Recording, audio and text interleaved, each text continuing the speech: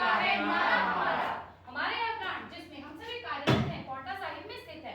हमारे यहाँ plant ISO 18001 certified है। इस प्लांट से लगभग 70 से अधिक देशों में दवाइयाँ एक्सपोर्ट की जाती हैं।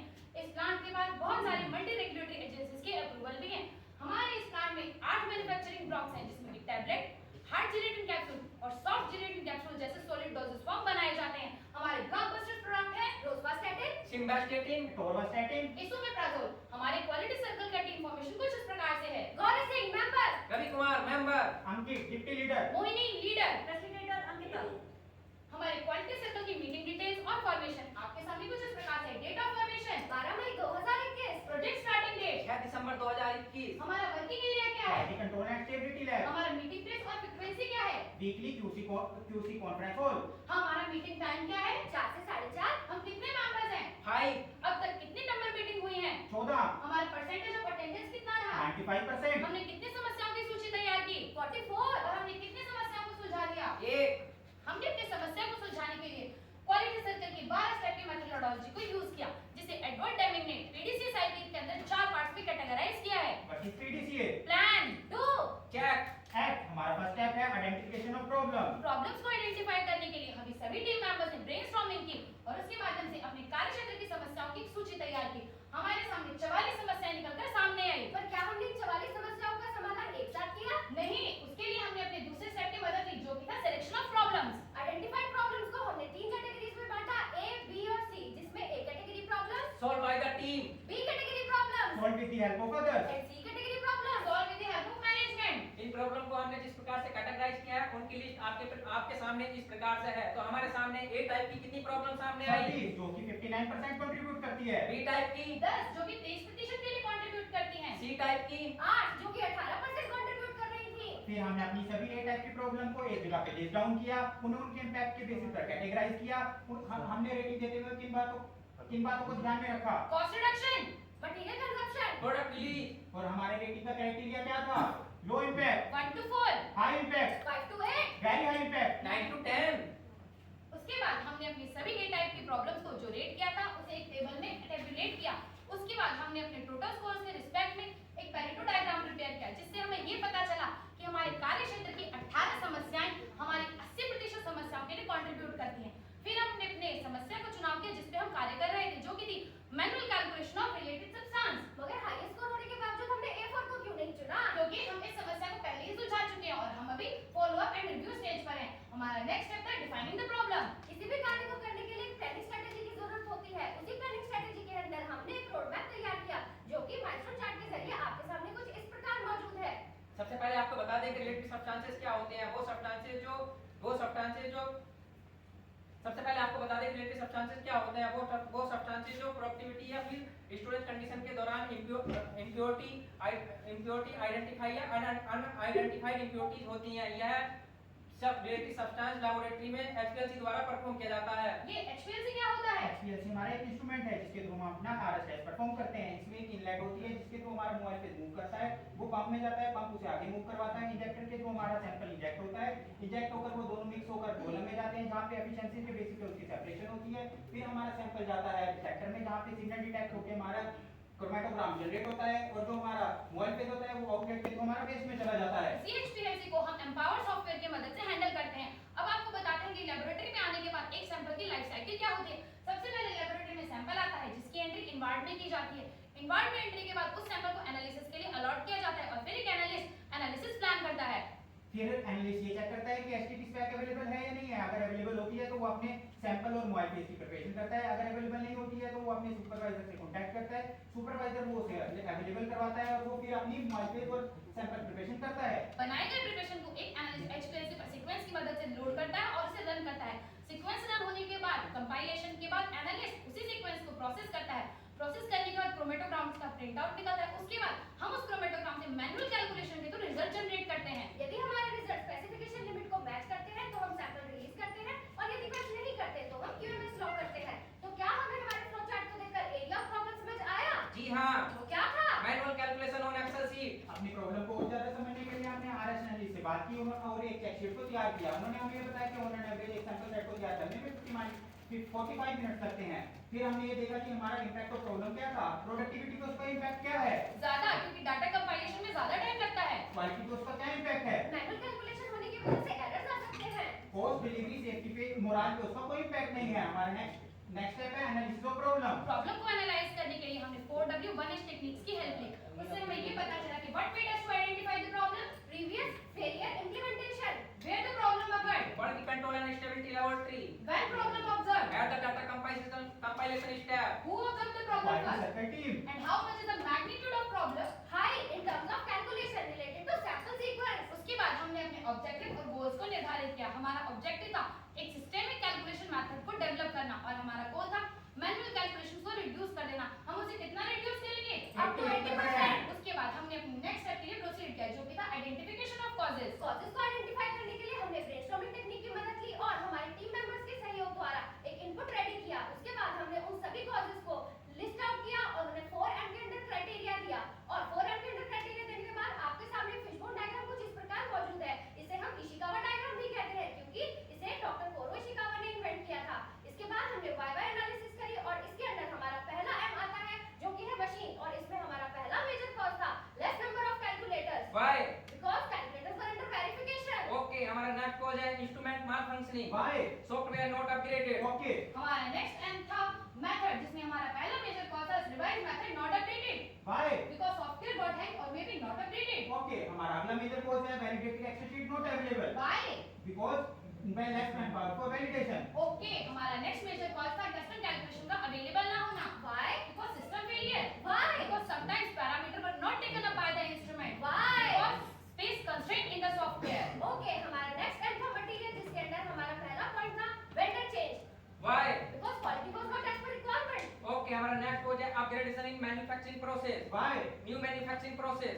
ओके, हमारा नेक्स्ट एम था मैन जिसमें हमारा पहला मेजर कॉज था wrong processing method. Why, Because clarity was not there in SOP. Okay. हमारा अगला मेजर कॉज है typo error, Why? Hurriedness, Why? Workload. Okay, हमारा नेक्स्ट मेजर कॉज था multiple person involved in a single calculation. Why Because there were more batches that to be analyzed. Okay हमारा next M था manipulation of results Why? Due to human tendency.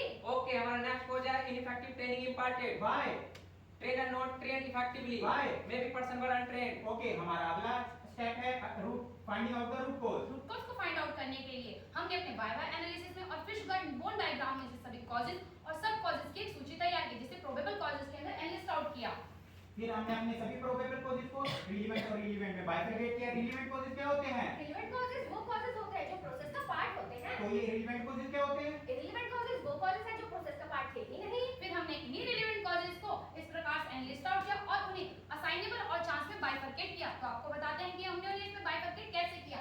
हमारा पहला cause था custom calculation not available और failure of previous implementation. ये assignable था या chance cause था? एक असाइनेबल कॉज था। वो क्यों? क्योंकि इसमें सिस्टमिक कैलकुलेशन की जरूरत थी। तो पहले ये बताओ कि असाइनेबल कॉजेस होते क्या हैं? असाइनेबल कॉजेस वो कॉजेस होते हैं जो प्रोसेस का पार्ट थे और हम इन्हें फिक्स कर सकते हैं। हमारा अगला पॉइंट था रॉन्ग प्रोसेसिंग मेथड। तो क्या ये एक असाइनेबल कॉज था या चांस कॉज? यह एक chance cause था. पर ये चांस कॉज क्यों था? Because it depend on person who is performing the analysis. और ये चांस कॉज होते क्या ये हैं? वो cause होते हैं जिन्हें हम अपने प्रोसेस से नहीं हटा सकते. ओके फिर हमने अपने सभी रिलेवेंट कॉजेस को चांस और असाइनेबल में बाइफरकेट किया।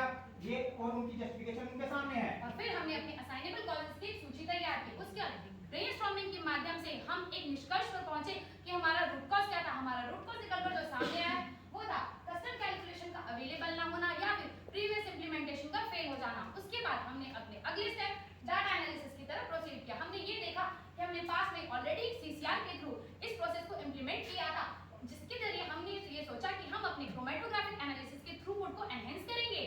इस CCR के अंदर हमने एक इस CCR के अंदर हमने एक एक्टिविटी परफॉर्म की जिसके लिए हमने एक प्री अप्रूवल प्रोटोकॉल लिया। फिर हमने इस एक्टिविटी को कंप्लीट करने के लिए इस प्रोटोकॉल को पोस्ट अप्रूवल कराया। करंट में यह CCR क्लोज है लेकिन हमारा ये CCR इनइफेक्टिव रहा। क्यों?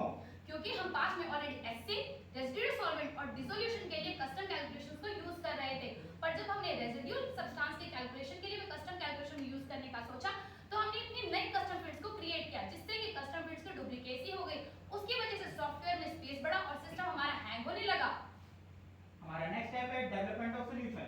इसके लिए हमने ब्रेनस्टॉर्मिंग की, कुछ सजेशंस निकल के आई वो आपके सामने है। फिर इन्हीं सजेस्टेड सॉल्यूशन को हमने वायबल और नॉन वायबल में कैटेगराइज किया। कि वायबल सॉल्यूशंस क्या होते हैं? जिनको हम इंप्लीमेंट नहीं कर सकते। सकते और ये नॉन वायबल सॉल्यूशंस क्या होते हैं? जिनको इम्प्लीमेंट नहीं कर सकते। और हमारा पहला सजेस्टेड सॉल्यूशन निकलकर जो सामने आया वो था in house created custom fields to be developed. ये वायबल था या नॉन वायबल? ये एक वायबल सॉल्यूशन था। क्यों? क्योंकि हम इसे आईटी टीम की मदद से कर सकते थे। ओके, हमारा दूसरा सजेस्टेड सॉल्यूशन था न्यू कस्टम फील्ड्स को डेवलप करना। ये वायबल था या नॉन वायबल? यह नॉन वायबल था वो क्यों? because it is more time required to do this.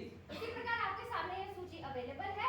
इसके बाद हमने एक रिस्पांसिबिलिटी शेयर प्लान बनाया जिसके अंदर हमने हमारी एक्टिविटी लिस्ट और रिस्पांसिबल पर्सन को डेजिग्नेशन दी। फिर हमने एक सीसीआर लिया। इस सीसीआर के लिए हमने इस सीसीआर में जो भी प्रपोजल सामने आए वो आपके सामने इस प्रकार से हैं। हमने वाटर टीम से बात की, अपनी पुरानी कस्टम फील्ड को न्यू कस्टम फील्ड से रिप्लेस किया। हमने ये सोचा कि हम प्रत्येक पर्सन को इंडिविजुअल डेमोग्राफिक ट्रेनिंग भी देंगे। इसके बाद हमने रिवीजन ऑफ एसओपी किया। इस प्रोटोकॉल को इस सीसीआर को क्लोज करने के लिए हमने फिर एक प्रोटोकॉल स्टडी फिर से की और इस प्रोटोकॉल स्टडी के लिए हमने एक प्रोटोकॉल को प्री अप्रूवल करवाया, फिर उसे पोस्ट अप्रूवल कराया और इसको क्लोज करवाया। हमारा नेक्स्ट स्टेप था फोर्सिंग प्रोबेबल रेजिस्टेंस। किसी भी कार्य को करने के दौरान कुछ अवरोध होते हैं जो आपके सामने हैं। हमारा फर्स्ट नेचर ऑफ रेजिस्टेंस था ट्रेनिंग, जो कहां से आ सकता था? एनालिस्ट से। तो हमने उसे कैसे ओवरकम हमने करने का ट्रेनिंग प्रोवाइड कराई थी, ओके, डेमो। हमारा दूसरा नेचर ऑफ रेजिस्टेंस था पुराने सैंपल सेट्स को लोड करना और उन्हीं सैंपल सेट्स में अल्टरेशन करना। ये रेजिस्टेंस कहां से आ सकती थी? आईटी टीम से। और हमने इसे कैसे ओवरकम किया? हमने खुद आईटी टीम के साथ काम किया। ओके, हमारा नेक्स्ट पॉइंट था फोल्डर क्रिएशन। ये रेजिस्टेंस हमें कहां से आ सकते थे? आईटी टीम से। हमने इसे कैसे ओवरकम किया? हमने इसे प्रोसीजर में इनकॉर्पोरेट करवा दिया। ओके, हमारा नेक्स्ट रेजिस्टेंस है रिप्लेसमेंट ऑफ फील्ड। ये कहां से आ सकती थी? ये हमें आईटी डिपार्टमेंट से आ सकती थी। तो हमने इसे ओवरकम कैसे किया? हमने वाटर टीम के साथ काम किया और उन्होंने कस्टम फील्ड को डेवलप किया। फिर हमारा अगला स्टेप है ट्रायल इंप्लीमेंटेशन। हमने प्रोटोकॉल के दौरान जो एक्टिविटी की उसका संक्षेप में आपको बताते हैं। सबसे पहले हमने सर्वर पर एक वैलिडेशन फोल्डर को क्रिएट करवाया जिसमें हमने अपने पुराने सैंपल सेट्स को लोड करवाया। पुराने सैंपल सेट्स को लोड करने के बाद हमने अपनी पुरानी कस्टम फील्ड्स को नई कस्टम फील्ड से रिप्लेस किया। नई कस्टम फील्ड्स के अकॉर्डिंग हमने उन सैंपल सेट में अल्टरेशन की और सैंपल सेट्स को सेव किया। फर्दर हमने अपने नए प्रोसेसिंग मेथड से उन्हीं सैंपल सेट्स को प्रोसेस किया और रिजल्ट्स को जनरेट किया। उसके बाद हमने अपने पुराने डेवलप रिजल्ट और नए डेवलपमेंट रिजल्ट्स को वेरीफाई किया अप टू 5 डेसिमल पॉइंट। उसके बाद हमने ये देखा कि हमारे रिजल्ट्स में अप टू 5 डेसिमल पॉइंट कोई भी वेरिएशन नहीं था। तो हम इस निष्कर्ष पर पहुंचे कि हमारा ट्रायल कैसा रहा? सक्सेसफुल। ट्रायल सक्सेसफुल होने के बाद हमने सारे टेम्पलेट्स को रीडिजाइन किया और उन्हें वेरीफाई किया और हमने अपने अगले स्टेप रेगुलर इंप्लीमेंटेशन के लिए प्रोसीड किया। हमने अपने इस पूरे प्रोसीजर को एसओपी में इनकॉर्पोरेट कराया और अपनी माननीय सीएफटी टीम से इसे अप्रूव करवाया। फिर हमने एक पोस्ट चेकशीट तैयार की। उसमें हमने देखा कि सैंपल सेट प्रिपरेशन में हमें कोई टाइम नहीं बचा। ट्रिपल कंपोनेंट के लिए हमने कितना टाइम सेव किया? 120 मिनट। डबल कंपोनेंट में हमने कोई टाइम सेव नहीं किया। सिंगल कंपोनेंट में कितना टाइम ज्यादा लगा? 20 मिनट। तो हमने टोटल कितना टाइम सेव किया? हमने पर सैंपल सेट 75 मिनट को सेव किया। उसके बाद हमने ये देखा कि हम अपने निर्धारित ऑब्जेक्टिव और गोल्स पर पहुंचे या नहीं। हमारा ऑब्जेक्टिव था एक सिस्टेमिक कैलकुलेशन मेथड को डेवलप करना जिसे हम ऑलरेडी एसओपी का पार्ट बना चुके हैं। हमारा गोल था कि हम मैनुअल कैलकुलेशन को 80% तक रिड्यूस करेंगे। तो हमने इसे कितना रिड्यूस किया? 100%। उसके बाद हमारे इस प्रोजेक्ट के कुछ इंटेंजिबल और टेंजिबल बेनिफिट्स भी हुए। हमारे इंटेंजिबल बेनिफिट्स कुछ इस प्रकार से थे। हमारी presentation as well as communication skill enhance हुई है। हमारी लर्निंग और नॉलेज एक्सपीरियंस टेक्निक के लिए और बढ़ी। हमें लर्निंग और किसी टूल्स का पता चला। लीडरशिप और टीम वर्क बढ़ा। सेल्फ एस्टीम और मॉरल एनरिच्ड हुआ। कंप्लायंस लेवल बढ़ा। हमारा प्रोसीजर बहुत सिंपलीफाई हुआ। तो हमें इससे कुछ टेंजिबल बेनिफिट्स हुए। हाँ, हमने आरएस के पर सैंपल सेट 75 मिनट्स को सेव किया है। हमारा अगला स्टेप था फॉलो अप एंड रिव्यू। यह समस्या भविष्य में उत्पन्न ना हो इसके लिए हमने फोका योग्य किया और हमने हमारी एसओपी जो अप्रूव थी उसे इफेक्टिव करवाया और इसके बाद हमने हमारा एक plan versus executed milestone chart ready किया है। फिर इस प्रोजेक्ट के दौरान हमने कुछ टूल्स और टेक्निक्स का उपयोग किया है, वो आपके सामने है। और हमारा नेक्स्ट वे फॉरवर्ड है action speak observe during the calibration of HPLC. अंत में हम धन्यवाद करते हैं हमारे मैनेजमेंट का, हमारे स्टाफ का और हमारे कोवर्कर्स का जिन्होंने हमारे इस प्रोजेक्ट को सक्सेसफुल कंप्लीशन में हेल्प की है। मंजिलों की न परवाह कीजिए, वो तो राही का ख्वाब होती है। राहों पर चलते चलिए, साथियों की शुरुआत भी होती है। सुलझानी हो कोई भी समस्या तो कांटों की बरसात होती है, पर क्वालिटी सर्कल के माध्यम से हर समस्या आसानी से सुलझा दी जाती है। Thank you.